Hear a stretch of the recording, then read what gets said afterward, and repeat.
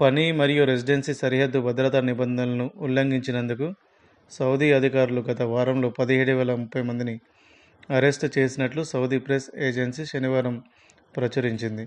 అధికారిక నివేదిక ప్రకారం రెసిడెన్సీ చట్టాలను ఉల్లంఘించినందుకు మొత్తం 10,662 మందిని అరెస్టు చేయగా 4,147 మందిని అక్రమ సరిహద్దు దాటే ప్రయత్నాలపై అరెస్టు చేశామని మరియు మరో 2,221 మందిని కార్మిక సంబంధిత సమస్యలపై నిర్బంధించబడినట్లు తెలిపింది.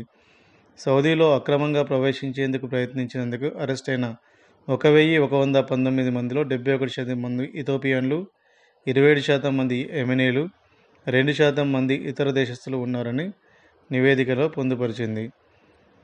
ఎవరైనా సౌదీలో అక్రమంగా ప్రవేశించడానికి ప్రయత్నించినట్లయితే గరిష్టంగా 15 సంవత్సరాల జైలు శిక్ష, $1 మిలియన్ జరిమానా ఉంటుందని